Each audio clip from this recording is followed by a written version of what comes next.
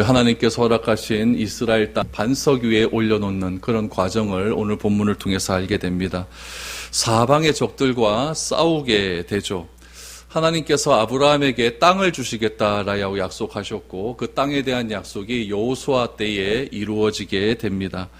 그러니까 하나님께서 아브라함에게 약속하신 그때로부터 약 1000년의 시간이 지난 후에 그렇게 이루어지게 된 것입니다. 이스라엘은 한 민족으로 빚어주셨고 또 하나님께서 허락하신 가나안 땅을 정복하기 위해서 오랜 세월을 기다리고 또 인내한 후에 열매를 얻게 됩니다. 여기서 우리가 알아야 될 사실 하나는 무엇이냐면은 가나안 땅이 그냥 주어진 것이 아니라는 사실입니다. 우리는 기도만 하면 하나님께서 다 해결해 준다라고 생각을 할지 모르지만 하나님께서 결코 그렇게 주신 적이 없습니다. 가나안 땅에 들어가 보니 그 땅에 가나안의 7 족속들이 있고 그들과의 전쟁, 그 전쟁은 또 하나님께서 명령하신 그 명령하신 대로 이루어지는 전쟁을 말합니다. 그 전쟁에서 승리할 때에만 하나님의 약속이 이루어진다라는 것을 알게 되는 것이죠. 그러므로 하나님의 뜻을 이루는 방법은 하나님께서 혼자 하시는 것이 아니라 하나님께서 선택한 백성을 통하여서 그 사람을 통하여서 하나님은 자신의 뜻을 이루어 가신다라는 것이죠.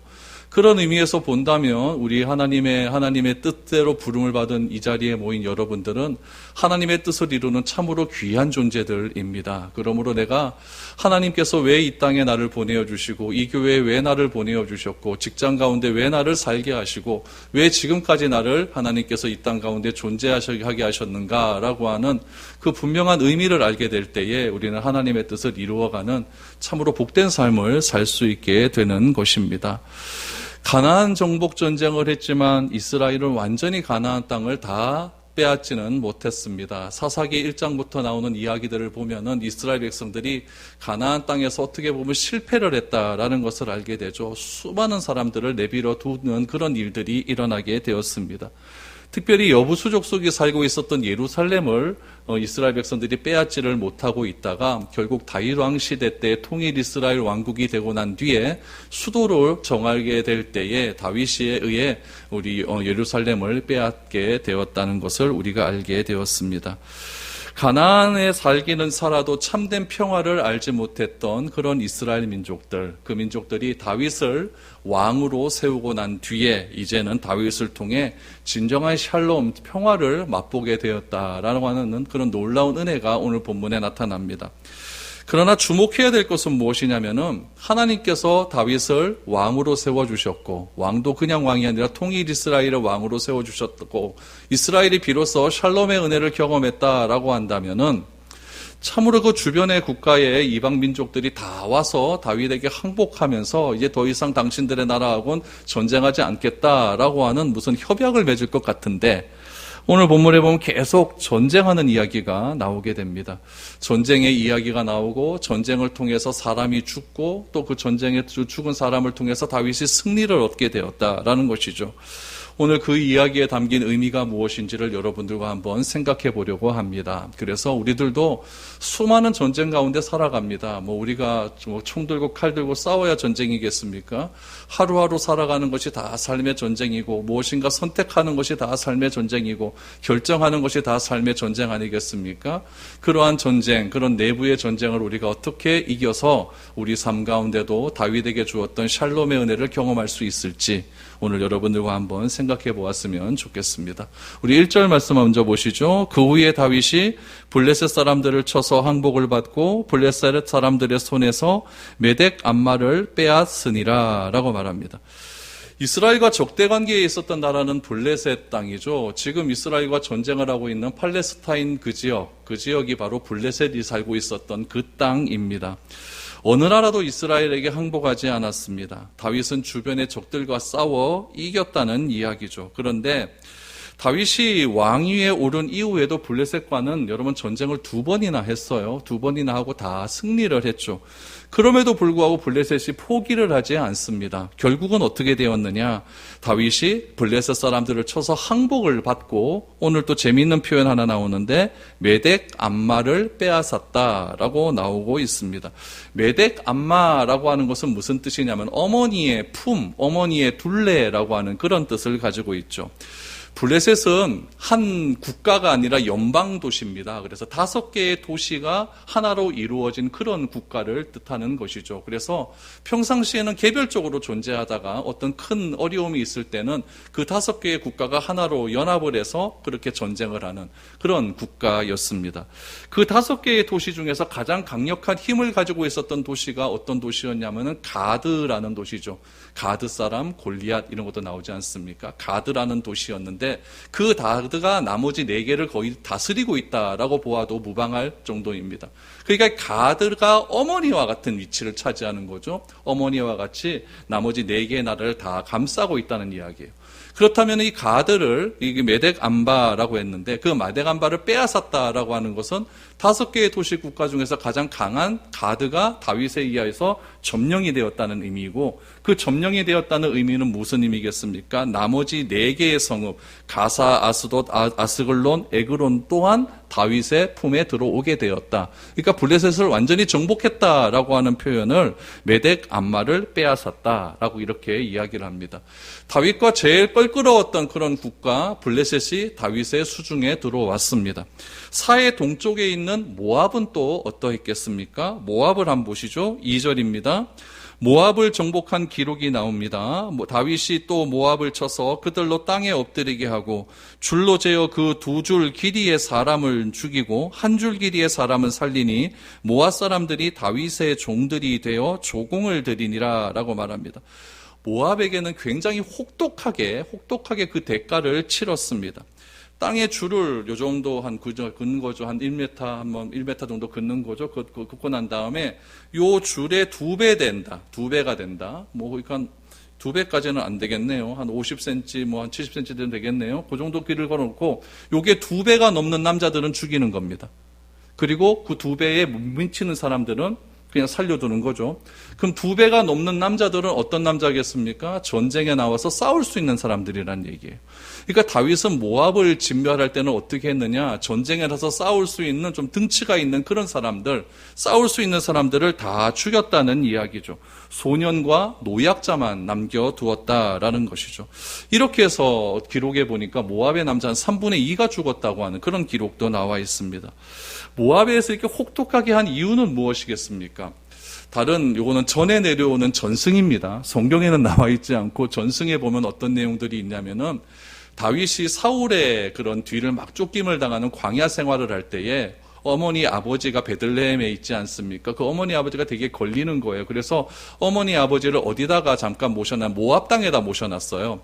그러니까 사해바다 끝으로 이게 건너가면 바로 모압 땅인데 거기 건너갈 수 있는 그런 길들이 있거든요. 그 건너가서 모압 땅에 잠깐 어머니 아버지를 모셔놓고 다윗은 광야에서 그렇게 생활을 했던 적이 있습니다.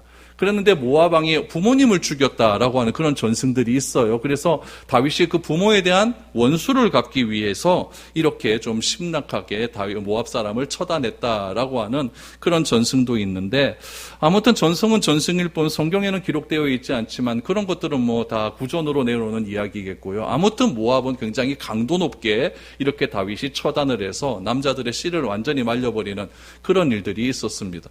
러시아도 보면 여러분 남녀의 성비율이 굉장히 남자가 낮지 않습니까? 그 이유 통계를 여러 가지를 내보니까 러시아가 계속 지속된 전쟁으로 인하여서 남자들이 많이 죽기 때문에 여성들이 많고 남성들의 비율이 적다라고 하는 그런 통계치도 나와 있어요.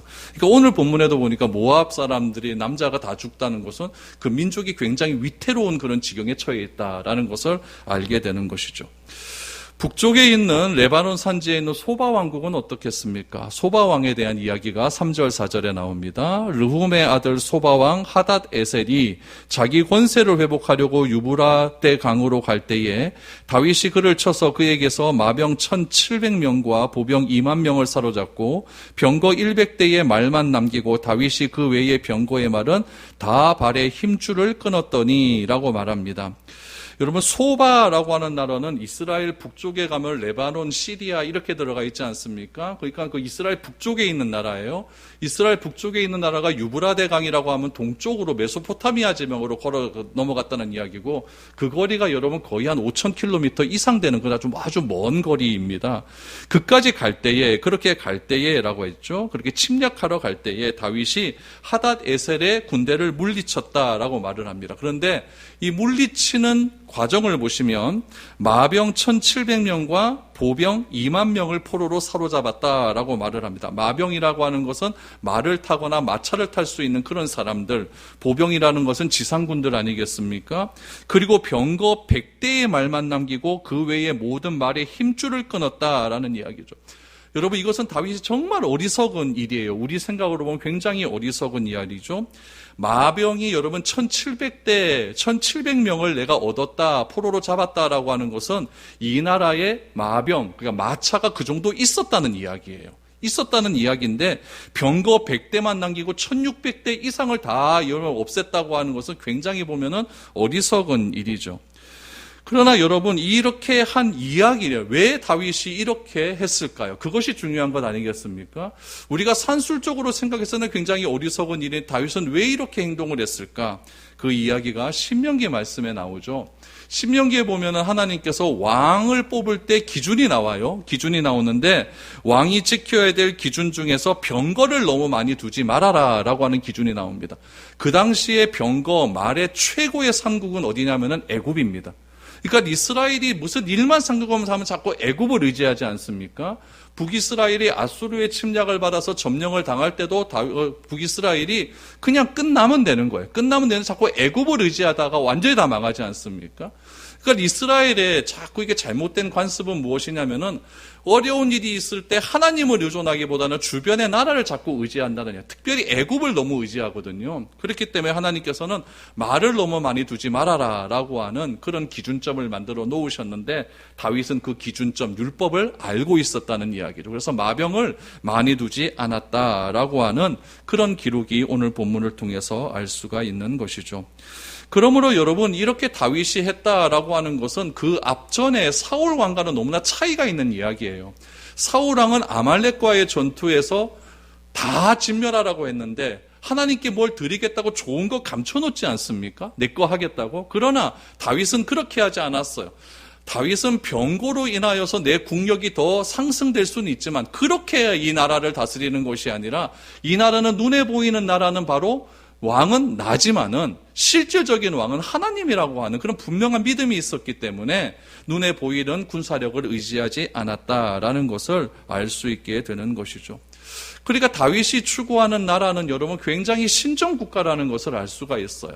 사울은 어떻게 나라를 다스리고자 했냐면, 사울도 원래는 신정국가가 맞는 것이죠. 그런데 사울은 어떻게 했냐면은 중앙 집권적인 그런 국가체제를 요구했어요. 그래서 사울을 중심으로 해서 자기의 호위대 3,000명을 두지 않습니까? 그래서 그 호위대를 통하여서 자기가 모든 나라를 다스리려고 하는 그런 일들이 있었는데 다윗은 그렇게 하지 않았다는 이야기예요. 다윗은 철저하게 전리품으로 얻은 마병조차도 하나님 말씀에 순종하는 그런 오늘 본문의 말씀을 보게 되는 것이죠.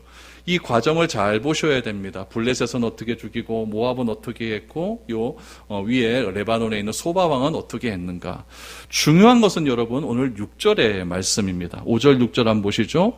다메섹의 아람 사람들이 소바 왕 하다데스를 도우러 온지라. 다윗이 치러 가니까 도우러 온 거죠.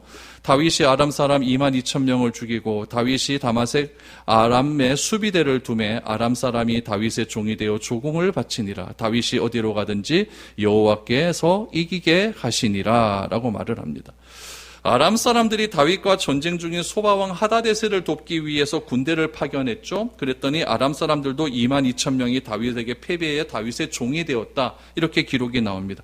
그리고 여러분 중요한 게 6절입니다. 성경은 이렇게 기록을 합니다. 다윗이 어디를 가든지 여호와께서 이기게 하셨다. 이거예요. 이 말은 반대로 이야기하면 다윗은 어디로 가든지 패배하지 않았다라는 거예요. 왜요? 하나님이 이기게 하셨기 때문에. 여러분, 이 말의 원래 뜻, 이기게 하다라고 하는 원래 뜻은 무엇이냐면 넓어지다라는 뜻이에요. 넓어지다, 구원하다라는 이런 뜻을 가지고 있죠. 전쟁은 여러분 누군가를 구원하는 그런 일이라는 이야기예요. 전쟁은 너무나 비극적인 일입니다. 전쟁이라고 하는 것은 민족적인 불행이고 나라와 나라가 부딪히는 전쟁은 어느 것과 비교할 수도 없고 여러분 전쟁은 절대 이 땅에서 일어나서는 안 되는 그런 일입니다. 그러나 우리가 뉴스를 통해서 매일같이 들려오는 이스라엘의 그런 참담한 전쟁의 소식을 우리가 듣지 않습니까?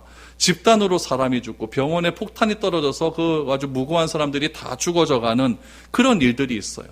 그래서 이 사람들이 전쟁을 대하는, 전쟁을 생각하는 태도들이 두 가지가 있습니다. 첫 번째 태도는 무엇이냐면은 전쟁은 절대 무슨 일이 있어도 안 된다, 하면 안 된다라고 하는 그런 사람들이 있어요. 이런 사람들, 전쟁을 해서는 안 된다고 주장하는 대표적인 사람이 러시아의 문학가인 톨스토이입니다. 그리고 우리 이단으로 칭해져 있는 여호와 증인들이죠. 여호와 증인은 징병제도를 반대하지 않습니다. 차라리 깜빵 가는 게 낫다라고 말하지 않습니까? 그래서 톨스토이나 여호와 증인 같은 사람들은 전쟁을 아예 근본적으로 반대합니다.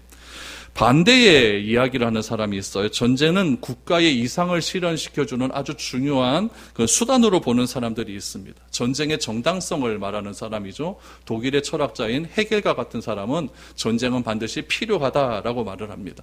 그러니까 여러분 전쟁을 보는 태도가 해서는 안 된다, 해야 된다 이렇게 두 가지로 나뉘어요. 그러면 성경은 어떻게 이야기할까요? 성경은 조건부 전쟁을 이야기합니다.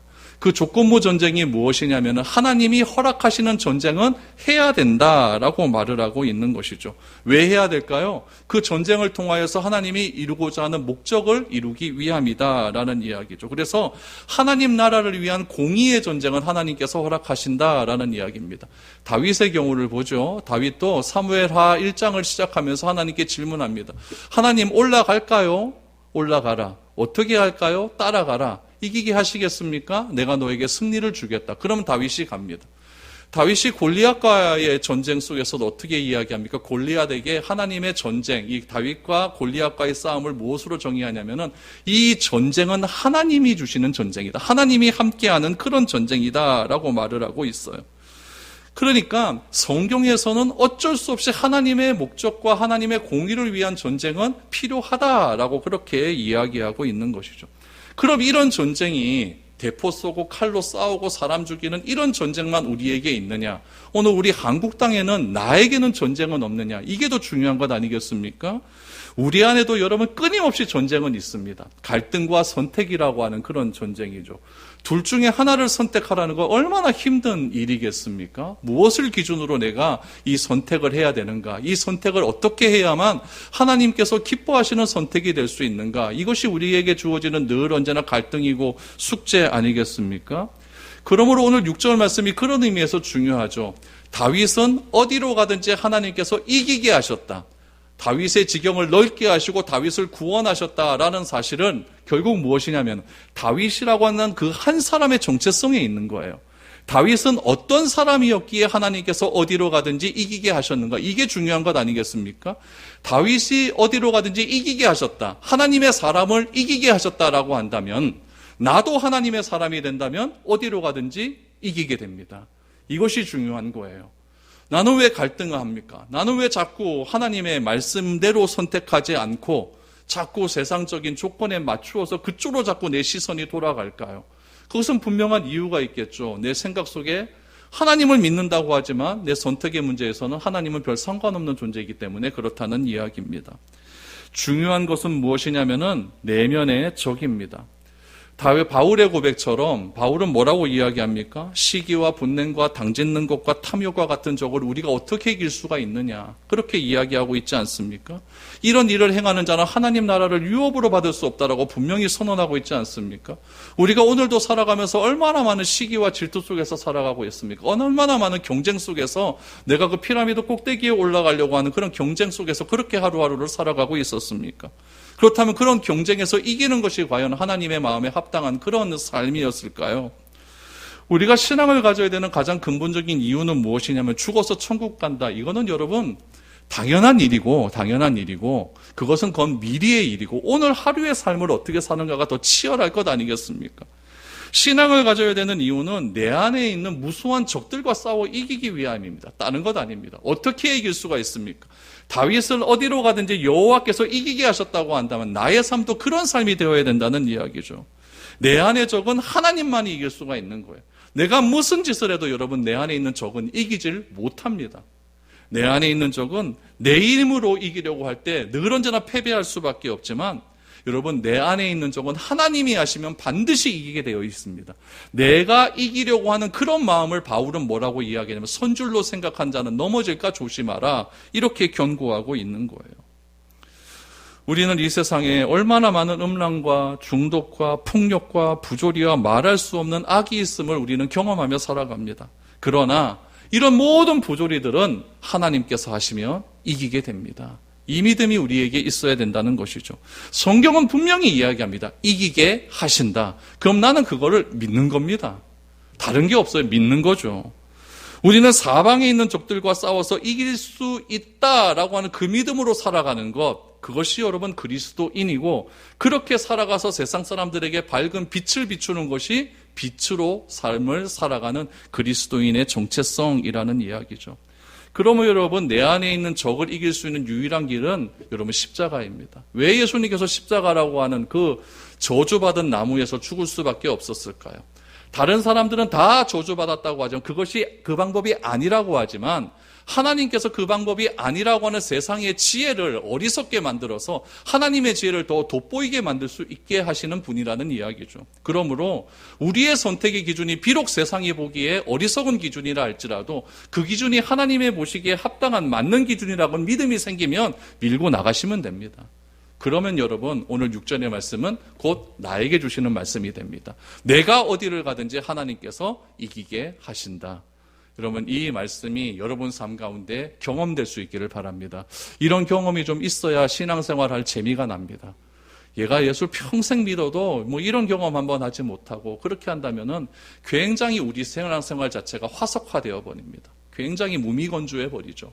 그러나 가끔가씩 한 번씩 이렇게 경험되어지는 일들을 통해서 우리가 하나님의 존재를 더욱더 확실히 감정적으로 알게 되고 윤활유와 같은 그런 능력들이 나타나게 되는 거예요.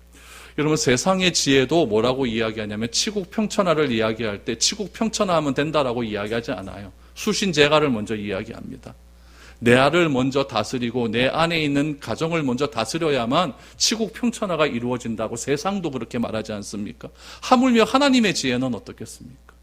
하나님의 지혜도 우리의 내면을 다스리고 우리 내면에 있는 하나님을 우리가 믿고 나아갈 때에 세상의 모든 적들을 이길 수 있다라고 말을 하고 있는 것이죠. 그래서 여러분 이 다윗의 삶이 굉장히 중요하다는 것을 보게 돼요. 7절 말씀을 보시면 여러분 소바왕 아닷에셀에게서 금방패 놋을 얻지 않습니까? 10절로 보세요. 하마낙 도이의 아들 요람에게서 금과 은과 놋그릇을 받습니다. 그리고 이것을 어떻게 했느냐? 11절 12절에 보니까 다윗 왕이 그것도 여호와께 드리되 그가 정복한 모든 나라에서 얻은 은금 곧 아람과 모압과 암몬 자손과 블레셋 사람과 아말렉에서 얻은 것들과 소바왕 루음의 아들 하닷 에셀에게서 노력한 것과 같이 드리니라 라고 말을 합니다. 무슨 말입니까? 그 당시의 전쟁은요 패배한 국가의 모든 것이 승리한 국가 왕의 소유가 되는 거예요. 그래서 승리한 국가의 왕은 패배한 모든 것들을 가져오기 때문에 점점 나라가 부강해질 수밖에 없는 것이죠. 그러면 여러분 지금 1절에서 10절까지의 말씀 속에서 다윗의 승리했었을 때 조공을 드렸다는 말이 다윗에게 조공을 드렸다는 말이 계속 반복해서 나오지 않습니까? 이건 내가 완전히 졌다는 이야기예요. 그런데 오늘 11절 말씀에 보면 다윗에게 조공을 드렸던 그런 모든 것들을 포함해서 그동안 전쟁에서 이긴 모든 것들을 누구께 드렸다? 하나님께 드렸다라는 것은 다윗에게 있어서 왕은 누구다? 하나님이라는 이야기예요. 이게 중요한 거죠. 내가 세상의 최고의 권력을 가졌다고 해서 내가 왕이 되는 것이 아니라 나를 왕의 자리에 올려놓으신 더 높은 분이 있다는 것을 다윗은 인정하고 있다는 이야기죠. 그래서 다윗은 자기 스스로가 높아지기 위해서 애쓰고 자기 스스로 권력을 쥐고 백성들 앞에서 군림하려고 했던 것이 아니었어요. 지금까지 자기를 인도하신 그 하나님을 인정했고 하나님을 왕으로 섬기니 어떡합니까? 온 백성도 하나님을 왕으로 섬기게 되었다라는 것이죠. 그러므로 여러분, 우리가 세상 속에서 해야 할 일은 무엇이냐면은 높은 지위에 올라가서 내가 그리스도인으로 영향력을 취하는 것도 진정으로 중요하지만 칼빈이 말한 것처럼 여러분, 직업 소명설이라는 게 있어요. 세상의 모든 직업은 평등하다고 하는 그런 직업 소명설을 칼빈이 이야기했는데, 칼빈의 말처럼 내가 어느 곳에 있든지 하나님을 왕으로 섬기는 그런 모습을 보일 때에 나의 삶의 그리스도인으로서의 삶의 모습은 많은 사람 앞에서 드러난다는 이야기예요. 나의 나됨과 나의 잘남을 드러내는 것이 아니라 내가 그리스도인으로서 어떻게 살아가는가를 내 삶을 통해서 드러내는 것이 그런 의미에서 중요하다는 거예요. 어디에서요? 어느 곳에 있든지 그것이 중요하다는 이야기죠. 다윗은 어디서 했습니까? 왕의 자리에서 했어요. 더 어려운 자리죠. 왕의 자리에서 누가 뭐라 그럴 사람이 누가 있겠습니까? 그러나 그는 제일 높은 자리에서 그렇게 했더니 모든 백성이 다윗을 인정하기 시작을 합니다. 여러분, 이렇게 했더니 이스라엘이 점점 강해져 가기 시작을 합니다. 13절, 14절을 보시죠. 다윗이 소금 골짜기에서 에돔 사람 18,000명을 쳐 죽이고 돌아와서 명성을 떨치니라. 다윗이 에돔에 수비대를 두되 온 에돔에 수비대를 두니 에돔 사람이 다 다윗의 종이 되니라. 다윗이 어디로 가든지 여호와께서 이기게 하셨더라. 여러분, 6절에서 이기게 하셨더라하고 14절에서 나오는 이기게 하셨더라하고 좀 달라요. 6절에서 이기게 하셨다라고 하는 전쟁에서의 승리예요. 그런데 오늘 13절에서 이기게 하셨다라는 것은 전쟁에서 승리하고 명성이 높아졌습니다. 그 명성이 높아지는 것을 하나님은 이기게 하셨다, 이렇게 말씀을 하고 있지 않습니까? 소금 골짜기는 대충 보면 감이 오죠. 어디쯤이겠습니까? 사해에 있는 그쪽이겠죠. 사해에 있는 그 에돔이라고 하는 나라가 사해 남쪽에 있는, 남동쪽에 있는 그런 나라 아닙니까? 전쟁을 합니다. 그런데 이 소금 골짜기에서 일어난 전쟁을요, 성경 여러 곳에서 이야기해요. 오늘 본문은 다윗이 소금 골짜기에서 전쟁했다, 이렇게 이야기를 하고요. 이 전쟁이 똑같이 실려져 있는 역대상 18장 12절 말씀을 보면은 이렇게 나와요. 스루아의 아들 아비새가 소금 골짜기에서 에돔 사람 18,000명을 쳐 죽인지라. 그러니까 역대상에서는 아비새가 소금 골짜기 전쟁에서 앞장섰다라고 나와요. 이 전쟁의 앞장선 장수는 아비새죠. 시편 60편이 어떤 말씀이냐면은 이 소금 골짜기에서 전쟁을 한 이후에 다윗이 쓴 시입니다. 근데 시편 60편 말씀을 보면은, 여러분 시편 보면 앞에 시편이 왜 써졌는가 이렇게 표제목이 나오는 게 있어요. 그 표제목에 보면 무엇이라고 나오면 이 소금 골짜기는 요압이 이겼다, 이렇게 나와요. 그러니까 소금 골짜기의 전쟁이 다윗이 하든 요압이 하든 아비새가 하든 그것이 중요한 것이 아니에요. 그것이 중요한 것이 아니라 다윗이 직접 싸웠느냐 안 싸웠느냐, 이것이 중요한 것이 아니라 이 전쟁의 최종 책임자는 하나님이라는 이야기죠. 그러자 다윗의 명성은 높아져 갔고, 이것을 성경의 이 사무엘서의 저장은 뭐라고 이야기했느냐? 하나님이 이기게 하셨다. 그러니까 여러분, 내가 자꾸 높아지려고 하는 그런 나의 욕망을 죽여버리고 하나님을 하나님으로 인정하는 나의 태도가 중요하다는 이야기.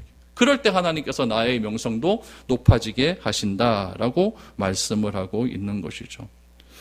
저는 이 말씀이 참 좋아요. 참 좋아요. 어디로 가든지 하나님이 이기게 하셨다. 얼마나 좋은 말씀입니까?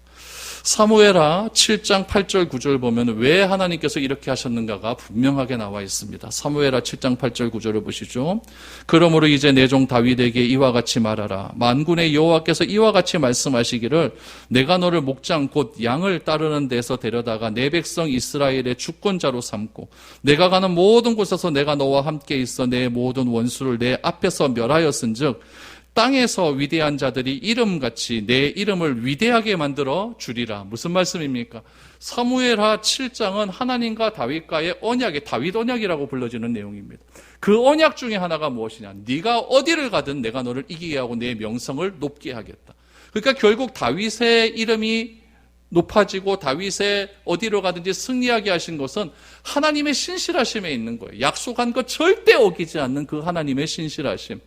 결국 하나님으로 말미암아 이긴 것이고 하나님 때문에 명성이 높아졌다라는 이야기입니다. 다윗은 늘 하나님과 동행하는 가운데 전쟁에서도 이길 뿐만 아니라 여러분 특별히 15절 말씀을 보시면은 다윗이 온 이스라엘을 다스릴 때 모든 백성에게 정의와 공의를 행했어요. 하나님 나라의 가장 큰 특징은 무엇이냐면 정의와 공의입니다. 이스라엘 백성들이 가나안 땅에서 해야 할 일은 정의와 공의를 이루는 일이죠. 그러므로 오늘날 현대 이스라엘에서도 그 땅 따먹기 전쟁하는 것이 아니라 진짜 이스라엘 땅의 주인은 누구냐? 정의와 공의를 행하는 자들입니다. 그것이 진정한 정경적인 그 전쟁의 결론이 되어야 하는 것이고, 지금 평화협정에 대해서 미국이 개입을 하고 그거 별로 중요한 게 아니에요. 그게 중요한 게 아니라 진짜 하나님의 말씀처럼 정의와 공의를 행할 수 있는 그런 지도자가 누가 나와서 그 전쟁을 빨리 끝을 내야 됩니다. 그래야만 유대인들이 이야기하는 시오니즘이 그렇게 해결될 수가 있는 것이지, 그냥 서로 감정 싸움 하다가는 여러분 다 죽고 다 망하고 맙니다. 여러분, 다윗은 외부적인 전쟁에도 승리하고 내부적인 전쟁에서도 승리했습니다. 그러자 뭐가 됩니까? 정의와 공의, 샬롬이 오는 거예요. 과정이 보이십니까? 이런 과정들이 여러분 삶 속에도 일어날 수 있기를 바랍니다. 그래서 내 마음이 샬롬의 은혜가 날마다 넘쳐나야 돼요. 그래야만 예수 믿는 재미가 있는 것이죠. 불평과 불만하지 마시고 샬롬의 은혜가 나와서 하나님 나라는 의와 평강과 희락이다라고 하는 그런 고백이 내 삶 속에서 진짜 좀 이루어지고 경험되어질 수 있는 그런 하루하루의 삶들이 될 수 있기를 축복드립니다.